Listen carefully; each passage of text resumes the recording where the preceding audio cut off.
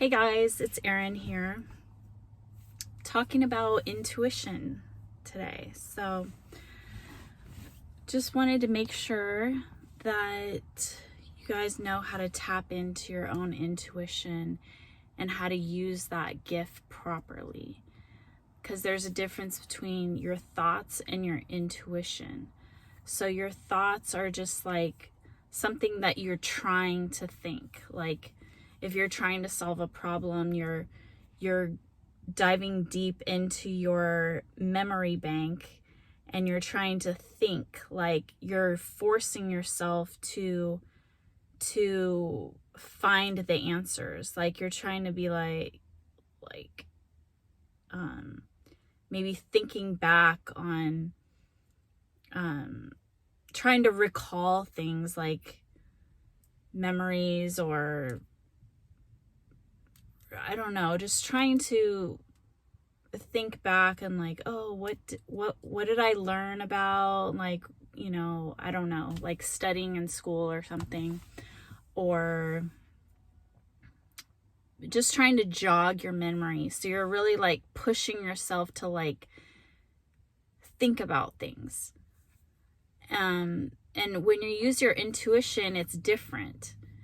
When you use your intuition, you're trying to calm your mind. It's like meditation, when you just try to release all thoughts, and just go into yourself, into your consciousness, which is like your self, your awareness. And your awareness, yourself, your inner self, your intuition is the one that is aware of your thoughts. So you're trying to decipher, like you're thinking of things, and then your awareness is making choices on those thoughts. And you're like, no, that's not, that's not what I want. That's not what what the answer is. So your consciousness is the one that's trying to make decisions on things, I guess. So your consciousness, your awareness is in the here and now. And it's very difficult to decipher and to explain. But anyways, so I'm getting confused now. So I probably have to look more into that, but you're basically like quieting your mind, and you're open to receiving messages. So clearing out your mind and just being calm and in the moment. And then you will receive messages. So you could, in that calmness and stuff, you can ask a question. Like, like, where do I go from here? What should I do today? Or what is this answer to this problem that I'm having? And then you just quiet your mind and just don't think about anything. Don't like try to think of things. Just go calm and quiet and release your thoughts. Like, try to wash out your thoughts. In meditation, you try to go to a place of calm and peace, and tranquility, like in your mind, whereas like your happy place. So you could be like on a beach, like laying on a lounge chair or a towel, and you're envisioning like what your surroundings look like, and how peaceful it is, and then like sit there, and the sounds and the feelings of this hot sun on your body, and the sounds of the ocean waves and the heat on your skin and just all of that. And just really go into this calm, peaceful place where you don't have a worry in the world, where you're not thinking of anything. And then you are open to receiving messages or thoughts. And that is basically where you get your intuitive thoughts, is not where you're trying to go out and seek them, but you're just in the receiving mode. It's your conscious state of awareness. Who are you? You are not things like your job or your status, like you're not a parent, you're not a wife, you're not a student, you're not a whatever job you do, you're not your personality type, like funny or whatever.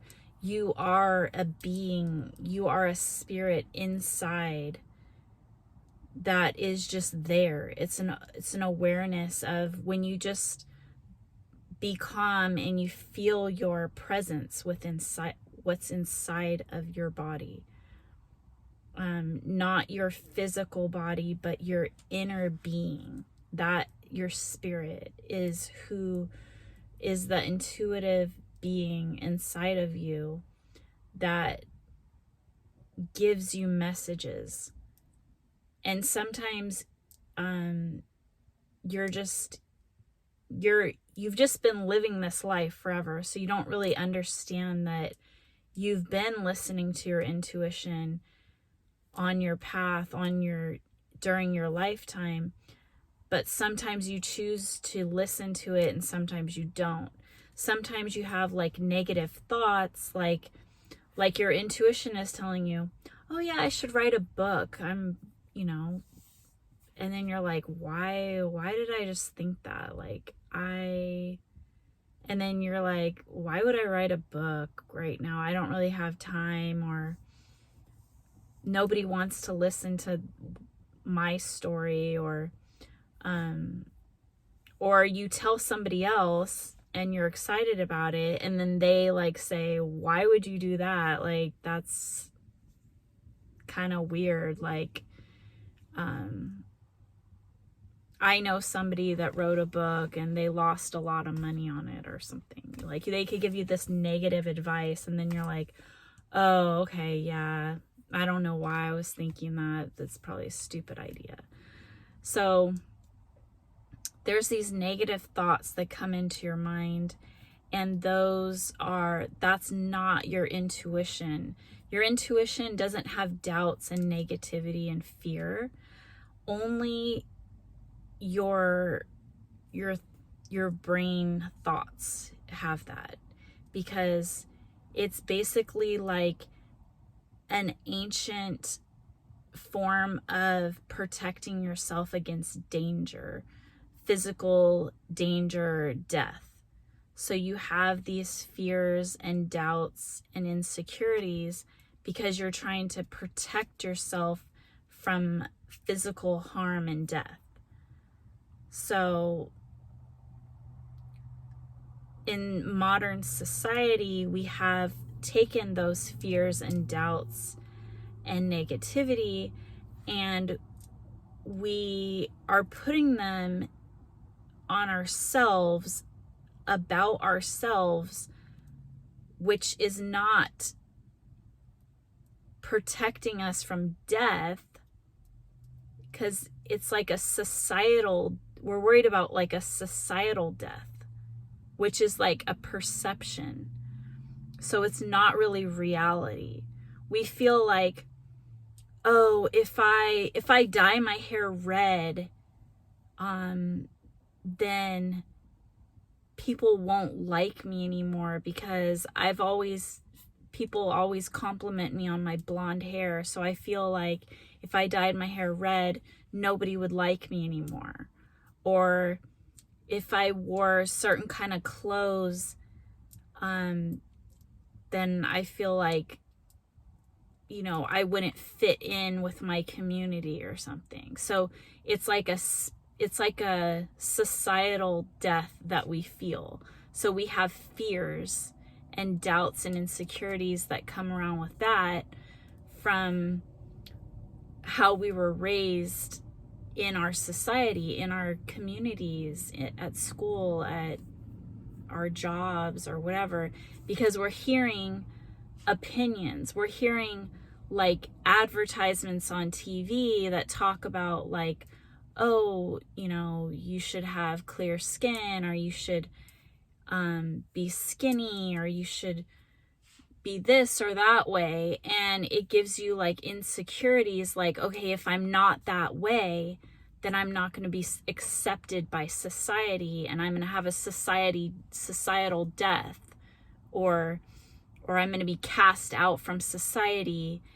And those fears and things were actually created from like tribes and things where you had to be a certain way, and we still have that. And there's certain things that are not accepted in our society in different areas in the world, like homosexuality, or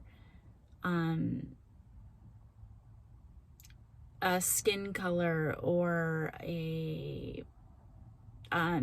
different kinds of marriages where you have like huge age gaps, or you know, just different societal rules that outcast different types of people from being together. So we as a society are creating, it could be an illusion too. Like, so advertisements, people that are creating the advertisements, they're doing it to get money. So it's actually, you know, not true that like if you have a pimple on your face, somebody won't like you, or there's plenty of people that have like a pimple on their face and then they're still accepted and popular in school or whatever in society, and it's not like as detrimental as like we could feel in our consciousness, in our mind. So it's kind of like these societal ideals are kind of like an illusion, because who are these people that are creating these illusions? Society is basically like our little bubble that we feel like this is our society. So each individual has their own little society. So their society is based on their parents, their siblings, their neighbor, their community, their school, their work, their advertising that of those channels that they watch, or those radio stations that they listen to, whatever, that is your society.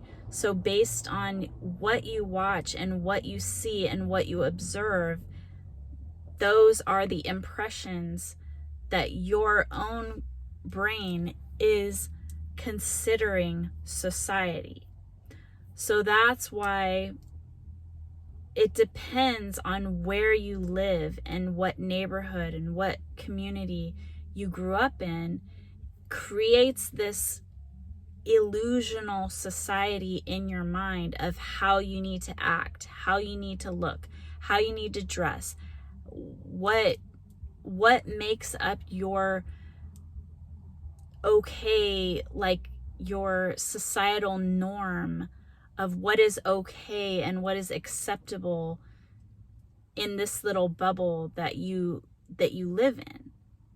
So when you're taken out of that bubble through age, maturity, or a sudden movement across to a different community, a different state, a different way of life, or maybe you changed your perception. Maybe you started going to church, or maybe you started liking different kinds of music, and then that made you change your style, maybe your surroundings, your different types of people that you were hanging out with.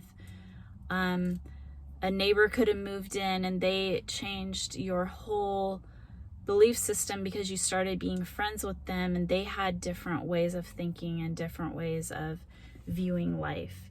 Or a partnership, somebody that you thought was attractive and you wanted to date, and then they opened up your world to different types of food and cultures and beliefs and music and whatever. So when you change, it opens up your perspective and opens up your idea of society. So as you age and as you mature and as you grow and as you have more life experiences, the longer you've been on this earth, or sometimes people have been more expansive in their life, and it doesn't necessarily have to do with age. You can be very sheltered and be older, or you could have a lot of life experience and be younger. So it just depends on what your life experience has been. So we're talking about intuition and the societal pressures that you put on yourself that are like an illusion. So those can be changed. Your fears, your doubts, your negativity is basically an illusion. So you can change your thoughts. You can tell yourself, I don't want to think negative anymore. So you're telling your inner self, you're using your brain, you're using your words, and you're expressing to your inner self, saying, you know what? You're making a proclamation. You're making a declaration.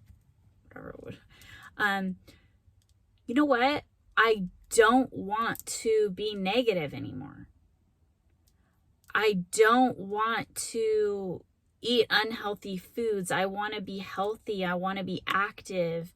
You can tell yourself, you can reach deep down and tell yourself, I know that these fears and doubts and negativity are just holding me back from who I truly am.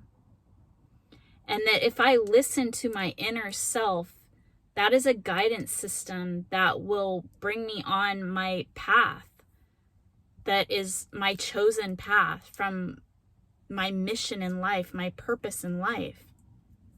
You can tell yourself that. So you're telling your brain how to function, how you want it to function. You can tell yourself that, and it's a very powerful thing. It sounds so easy and simple, but it literally can change your life. Just telling yourself what you want. So that's why writing your thoughts down in a journal is extremely powerful. If you say those words out loud, if you write them down, it's extremely powerful. So you're telling your inner guidance what you want. So your inner guidance is going to bring you on that path sooner, quicker, with more precise accuracy to what you're telling yourself you want. It's extremely powerful. It's basically like you're talking to God, you're making a prayer. That's basically what prayers are. It's, you have to be thankful and grateful. So it's like a prayer. When you say, thank you, God, thank you for all these wonderful gifts and everything that I have in my life. I am so thankful for everything. I'm so thankful for all these experiences. I'm so thankful for all the love that I've gotten, all of these great blessings that I've received in my life. And then if you're asking for things, or if you want certain things to happen, you're allowing those things to occur because you're asking for them. So the more intention you put on what you want, you'll receive back those answers when you're quiet and you calm your mind and you ask for things, or you allow messages to come in. You're receiving those answers to how to get the things that you truly want and desire in your life. Things that have been in this vortex, as Abraham Hicks puts it. You have this vortex of things that you like and don't like. And you've been building this vortex up since you were born or before you were born. And it's all the things that you like and don't like, and all these thoughts that you probably don't even remember, or it's not in your consciousness all the time. So when you ask, like, oh, what should I do today? And you're quieting your you're quieting yourself, and you're listening to your inner being telling you which way to go or what to do.